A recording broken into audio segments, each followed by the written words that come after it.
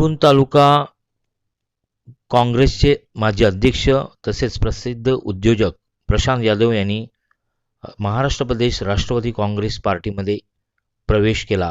मुंबईमध्ये झालेल्या या कार्यक्रमात स्वतः राष्ट्रवादीचे अध्यक्ष शरद पवार तसेच प्रदेशाध्यक्ष जयंत पाटील हे उपस्थित होते। तसेच राज्याचे अनेक पदाधिकारी व जिल्हा पातळीहून अनेक पदाधिकारी या कार्यक्रमाला उपस्थित होते। प्रदेश अध्यक्ष जयंत पाटील यांनी यावेळी उद्योजक प्रशांत यादव यांच्या डेअरी उद्योगाबद्दल प्रशंसोद्गार काढले व त्यांचे कौतुक केले। प्रशांत यादव यांच्या प्रवेशामुळे माजी आमदार रमेश कदम यांना मोठे बळ मिळालेले आहे। तसेच पुढील निवडणुकीमध्ये एक मोठे आव्हान तयार झाल्याचीही भावना अनेकांनी यावेळी व्यक्त केली आहे।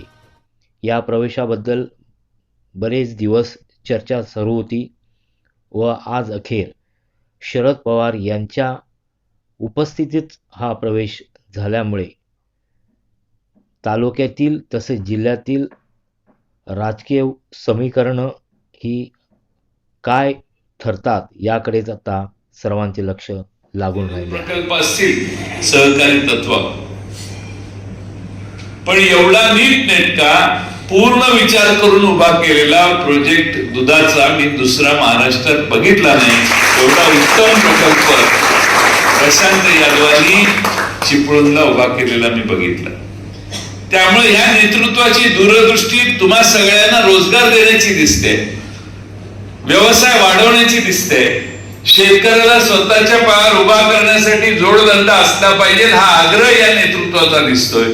आणि म्हणून माझ्यासारख्या कार्यकर्त्याला वाटतं की कोकणामध्ये आतापर्यंत आम्ही पश्चिम महाराष्ट्रातनं दूध पाठवतो, पण कोकणातल्या एका तरुण नेतृत्वाने विचार केला की बाहेरून दूध आणण्यापेक्षा आपल्या शेतकऱ्यांनी दूध निर्माण केलं पाहिजे। आणि म्हणून आज प्रशांत यादवांनी उभी केलेली जी डेअरी आहे ती डेअरी कोकणातल्या सिंधुदुर्गापासून रायगड जिल्ह्यापर्यंत सगळ्यांना, अगदी पालघर जिल्ह्यापर्यंत म्हटला तर सगळ्यांना दीपस्तंभाप्रमाणे उभी आहे।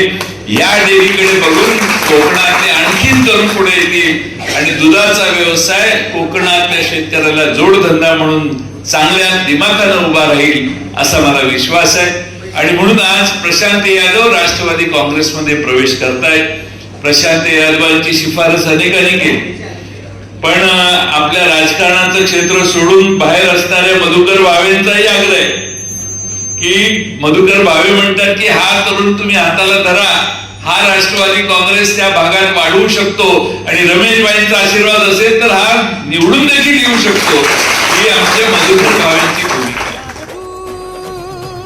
वाघांचा वाघ तू, नशिबावर मात तू,